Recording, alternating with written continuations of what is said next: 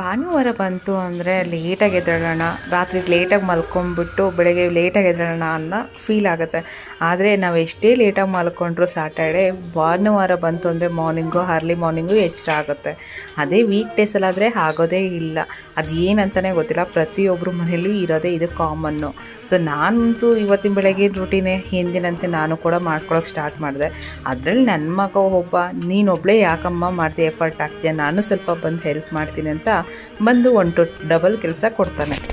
ಇವತ್ತು ಬಂದುಬಿಟ್ಟು ನನ್ನ ತಮ್ಮ ಬರ್ತಿದ್ದೀನಿ ಅಂತ ಹೇಳ್ದ. ತುಂಬ ತಿಂಗಳಾಗಿತ್ತು, ಆಲ್ಮೋಸ್ಟ್ ಅವ್ನು ಬಂದಿರಲಿಲ್ಲ.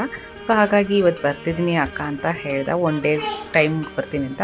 ಸರಿ, ಅವ್ನು ಬರೋದ್ರೊಳಗೆ ನಾನು ಮನೆ ಕೆಲಸ ಎಲ್ಲ ಮುಗಿಸ್ಕೊಂಡ್ಬಿಡ್ಬೋದು, ಬಂದಿದ್ದ ತಕ್ಷಣ ಬಿಸಿ ಬಿಸಿ ತಿಂಡಿ ಮಾಡಿದ್ರೆ ಸರಿ ಆಗುತ್ತೆ ಅಂದ್ಬಿಟ್ಟು ರೈಸ್ ಒಂದು ಮಾಡಿಟ್ಟಿದ್ದೆ. ಅದಕ್ಕೆ ಬೇಕಾಗಿರೋದು ಇನ್ನೊಂದು ಎಕ್ಸ್ಟ್ರಾ ಗೊಜ್ಜು ಮಾತ್ರ ಮಾಡಿರಲಿಲ್ಲ.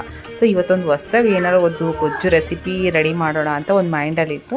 ಸೊ ಅದೇ ಥರ ಮೈಂಡಲ್ಲಿ ಫಿಕ್ಸ್ ಮಾಡ್ಕೊಂಡಿದ್ದೆ. ಅದಕ್ಕೂ ಮುಂಚೆ ಫಸ್ಟು ಮಕ್ಕಳಿಗೆ ಕಾಫಿ ಕೊಟ್ಬಿಡೋಣ ಅಂತ ಅಂದ್ಬಿಟ್ಟು ಕಾಫಿ ಮಾಡಿದ್ದೀನಿ.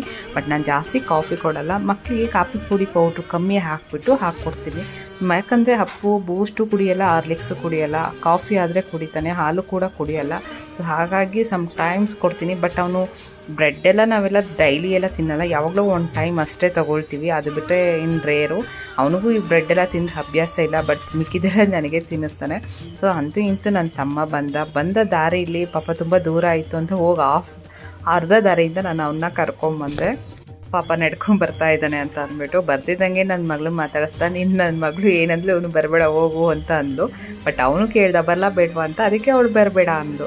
ಸೊ ಅದಕ್ಕೆ ಇವನು ನನ್ನ ಮಗ ಇದ್ದವನು, ನೀನು ಹಂಗೆ ಅನ್ಬೇಡ ಬಾಯಿಲಿ ಅಂದ್ಬಿಟ್ಟು ಹೋಗಿ ಕೈ ಹಿಡ್ಕೊಂಡು ಹೇಳ್ಕೊಂಬಂದು ಕಾಫಿ ಕೊಡೋದೇನು, ನೀರು ಕೊಡೋದೇನು ಎಲ್ಲ ನನಗೇನು ಕೊಡೋಕ್ಕೆ ಬಿಡಲಿಲ್ಲ, ನಾನೇ ಮಾಡ್ತೀನಿ ಅಂತ. ಸೊ ನಾನು ಮಾಡ್ತಿರೋ ರೆಸಿಪಿ ಇದು. 1 ಹಿಡಿಯಷ್ಟು ಕೊತ್ತಂಬರಿ, ಕರಿಬೇವು, ಬೆಳ್ಳುಳ್ಳಿ, 1 ಚಕ್ಕೆ, 2 ಲವಂಗ, ಜೀರಿಗೆ, ಕರಿಮೆಣಸು, ಶುಂಠಿ, ಹಸಿರು ಮೆಣಸಿನ್ಕಾಯಿ ಮತ್ತು ಸ್ವಲ್ಪ ಕಾಯಿ, ಇಷ್ಟನ್ನು ಚೆನ್ನಾಗಿ ರುಬ್ಕೋಬೇಕು. ನುಣ್ಣಗೆ ಇಲ್ಲಾಂದರೆ ಸ್ವಲ್ಪ ತರಿ ಆಗಾದರೂ ರುಬ್ಕೋಬೇಕು. ಬಾಣಲಿಗೆ ಅಡುಗೆ ಎಣ್ಣೆ, ಸಾಸಿವೆ, ಜೀರಿಗೆ, ಕಡಲೆಬೇಳೆ, ಉದ್ದಿನಬೇಳೆ, ಕಡಲೆ ಬೀಜ ಇದನ್ನು ಚೆನ್ನಾಗಿ ಫ್ರೈ ಆದಮೇಲೆ ಒಣಮೆಣಸಿನ್ಕಾಯಿ ಅಥವಾ ಬ್ಯಾಡಗಿ ಮೆಣಸಿನ್ಕಾಯಿ, ಕರಿಬೇವು ಮತ್ತು ರುಬ್ಬಿದಂಥ ಪೇಸ್ಟ್ ಇಷ್ಟನ್ನು ಕೂಡ ಹಾಕೋಬೇಕಾಗತ್ತೆ. ಇಷ್ಟನ್ನು ಹಾಕ್ಕೊಂಡು ಚೆನ್ನಾಗಿ ಎಣ್ಣೆಯಲ್ಲಿ ಫ್ರೈ ಮಾಡಿಕೊಡಿ. ಯಾಕೆ ಅಂದರೆ ಹಸಿ ವಾಸನೆ ಎಲ್ಲ ಹೋಗಬೇಕು. ಹಸಿ ವಾಸನೆ ಹೋದ್ಮೇಲೆ ಸ್ವಲ್ಪ ಉಪ್ಪು ಹಾಕ್ಕೊಂಡ್ಬಿಟ್ಟು ಅದನ್ನು ತಣ್ಣಗಾಗಕ್ಕೆ ಬಿಡಬೇಕು. ತಣ್ಣಗಾದ ನಂತರ ಅನ್ನ ಇರುತ್ತಲ್ಲ, ನೀವು ಮಾಡಿರ್ತಕ್ಕಂಥ ಅನ್ನನ ಹಾಕ್ಕೊಂಡು ಚೆನ್ನಾಗಿ ಮಿಕ್ಸ್ ಮಾಡಿ. ಚೆನ್ನಾಗಿ ಮಿಕ್ಸ್ ಮಾಡಿದ್ಮೇಲೆ ಸ್ವಲ್ಪ ಲೈಟಾಗಿ ನಿಂಬೆ ಹುಳಿ ಹಾಕ್ಕೊಂಡು ರುಚಿ ನೋಡಿ. ಸೊ ನಿಮಗೆ ಚೆನ್ನಾಗಿತ್ತು ಅಂತಂದರೆ ನನಗೆ ಕಮೆಂಟ್ ಮೂಲಕ ತಿಳಿಸಿ ನೋಡಿ, ನೀವು ಹೇಗೆ ಮಾಡಿರ್ತೀರಾ ಅಂತ ಅಂದ್ಬಿಟ್ಟು.